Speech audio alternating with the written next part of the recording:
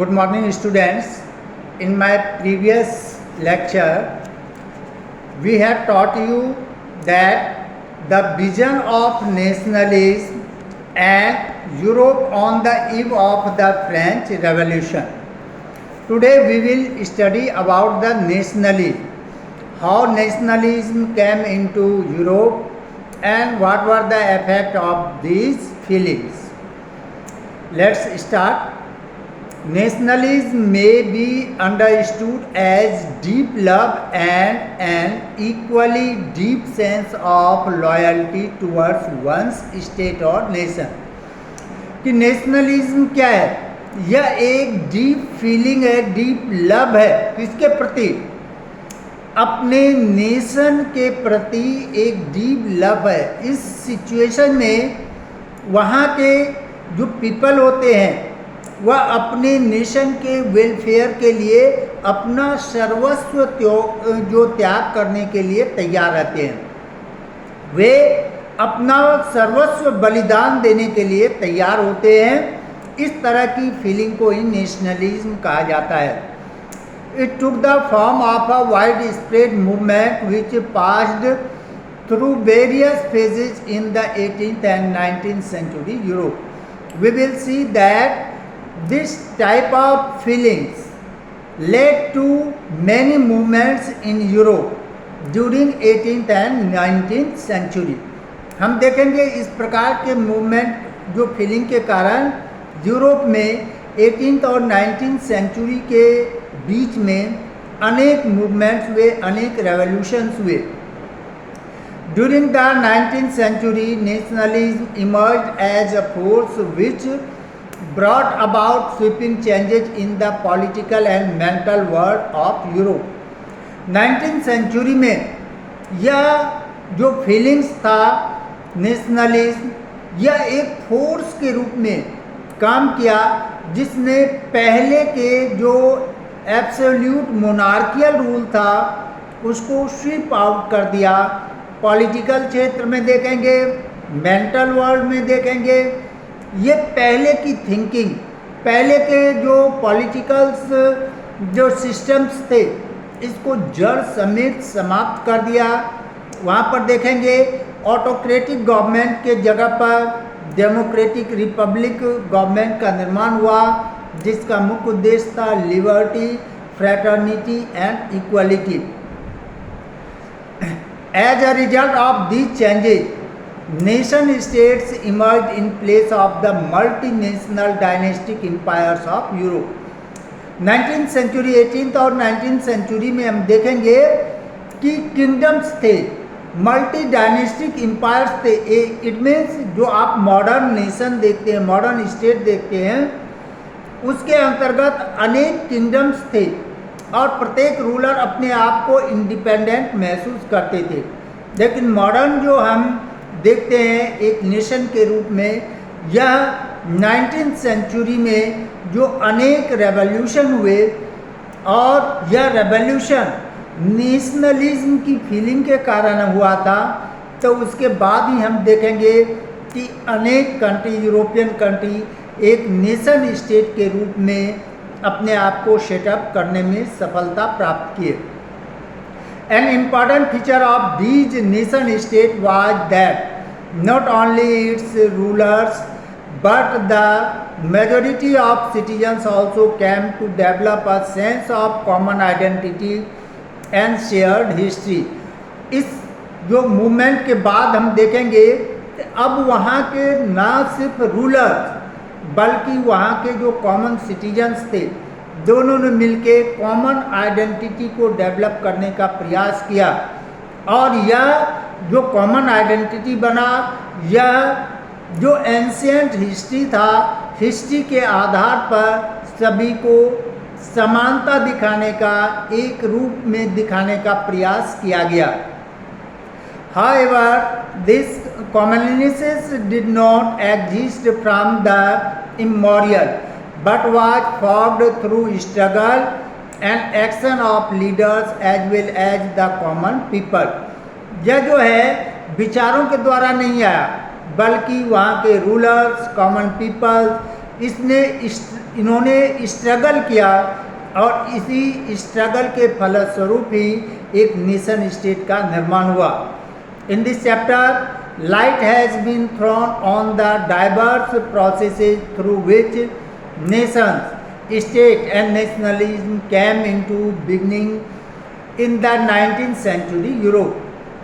इस चैप्टर में हम देखेंगे कि किस प्रकार से जो है नेशनलिज्म की फीलिंग आई, नेशन स्टेट का निर्माण हुआ और जो नेशन स्टेट का निर्माण हुआ वहाँ के लोगों में नेशनलिज्म की फीलिंग किस प्रकार से कूट कूट कर बढ़ी और किस प्रकार से यह नेशन स्टेट डेवलप किया, इसके बारे में हम स्टडी करेंगे। तो इस समय हम देखेंगे जो नेशनलिज्म की फीलिंग आई, नेशन स्टेट का निर्माण हुआ, इसका सर्वप्रथम शुरुआत जो है इसको हम फ्रेंच रेवोल्यूशन ऑफ 1789 को मान सकते हैं। फ्रेंच रेवोल्यूशन के द्वारा ही हम देखेंगे कि यूरोपियन के मन में एक नेशन स्टेट, एक जो है नेशनलिज्म की फीलिंग वहाँ के कॉमन सिटीजन में आई और उसी के फलस्वरूप ही इस वैचारिक परिवर्तन के फलस्वरूप ही नेशन स्टेट का निर्माण हुआ और नेशनलिज्म की फीलिंग ही वहाँ के नेशन स्टेट के डेवलपमेंट में एक डेमोक्रेटिक गवर्नमेंट के सेटअप में महत्वपूर्ण भूमिका निभाई। Let's start. The French revolution of 1789 opened N era of reform ultimately resulting in the establishment of liberal government in Europe and elsewhere. Here we see liberal government. The word is liberal government. What do you mean by liberal government? Liberal किसके प्रति liberal? Citizen के प्रति, जो citizens के प्रति जो है झुकाव हो रूलर्स का। इसके पहले ऑटोक्रेटिक थे, मोनार्कियल रूल ऑटोक्रेटिक थे, निरंकुश थे, लेकिन अब यह निरंकुश शासन का अंत हुआ और वहाँ पर लिबरल गवर्नमेंट बने और आगे हम देखेंगे constitutional, it means democratic government का निर्माण हुआ। France had a central position and as the saying goes when France sneezes whole of Europe catches cold. यह मैटरनिक का कहना था, ऑस्ट्रिया के चांसलर ड्यूक मैटरनिक थे, वे कहते थे कि when France sneezes whole of Europe catches cold, जब फ्रांस छींकता है संपूर्ण यूरोप में जुकाम आ जाता है। इट मीन्स क्या हुआ कि कोई भी जो चेंजेज होते थे, कोई भी जो रेवोल्यूशन या रेवोल्यूशनरी जो आइडियाज़ उत्पन्न होते थे वह फ्रांस से शुरू होता था और फ्रांस से यह डेवलप होते हुए यूरोप के अन्य कंट्रीज में भी जाता था। As such the happenings in France reverberated throughout the length and breadth of Europe, making sweeping changes in the political fabric of the continent.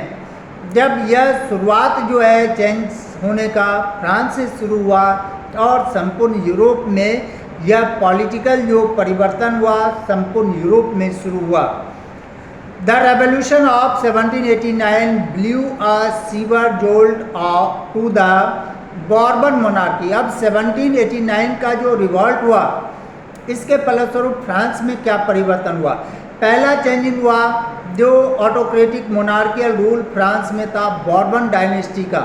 As we studied in class 9, the ruler was Louis 16 which belong to Bourbon dynasty. जो 1789 का आंदोलन हुआ था उस समय Bourbon dynasty का शासन था, लुई 16 रूलर था। इस वंश का शासन का अंत हो गया। It dealt a severe blow to the authority of monarchy. The political and constitutional changes that came in its wake led to the transfer of sovereignty from monarchy to a body of French citizen. परिवर्तन यह हुआ कि जो monarchy के हाथ में power थे या मोनार्क के हाथ से पावर हटके अब कॉमन पीपल जो फ्रांस के सिटीजन्स थे, कॉमन पीपल थे, उसके हाथ में सारे पावर्स आ गए। And we know that this type of powers held in democratic government. Common people को जो पावर रहता है वह सिर्फ डेमोक्रेटिक गवर्नमेंट में, अदर फॉर्म ऑफ गवर्नमेंट में इस प्रकार के पावर्स नहीं होते हैं। The execution of Louis 16 was great victory over the revolutionary, but the establishment of an empire by Napoleon Bonaparte in its aftermath stalled the process of the achievement of the principle of liberty, equality and fraternity for which the revolution was fought। हम देखेंगे इसके बाद वहाँ पर Napoleon Bonaparte का rule स्थापित हुआ और नेपोलियन बोनापार्ट ने जो वहाँ के लोगों का मुख्य मांग, रेवोल्यूशनरी का मुख्य मांग था लिबर्टी, फ्रैटर्निटी, इक्वालिटी, इसको लागू किया गया, क्योंकि नेपोलियन बोनापार्ट जानता था कि तात्कालिक लोगों की मांग क्या है, लेकिन उन्होंने बदले में डेमोक्रेटिक गवर्नमेंट को समाप्त कर दिया गया और फिर से मोनार्कियल, या फिर आप कह सकते हैं इसे मोनार्कियल नहीं कहते हैं, इसे डिक्टेटरशिप कहते हैं, डिक्टेटरशिप रूल को लागू किया गया। यद्यपि डिक्टेटरशिप लागू किया, डेमोक्रेटिक फॉर्म ऑफ गवर्नमेंट को समाप्त किया, लेकिन कानून के क्षेत्र में अनेक परिवर्तन किया। सबसे पहले उन्होंने 1804 में सिविल कोड, जिसे कि हम नेपोलियनिक कोड कहते हैं, इसे लागू किया। इससे पहले कभी भी जो है कॉन्स्टिट्यूशनल जो है फॉर्म ऑफ गवर्नमेंट का निर्माण नहीं हुआ था। नेपोलियन ने 1804 में सर्वप्रथम जो है सिविल कोड या नेपोलियनिक कोड को लागू किया, जिसके अंतर्गत सभी पीपल को इक्वल राइट दिया गया। एडमिनिस्ट्रेटिव क्षेत्र में जो है काफ़ी अभूतपूर्व परिवर्तन किया गया।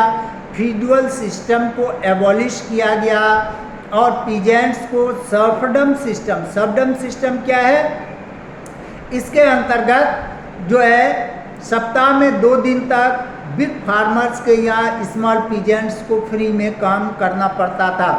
तो इस सिस्टम को समाप्त कर दिया गया और जो मोनोरियल ड्यूज थे उसको भी समाप्त कर दिया गया।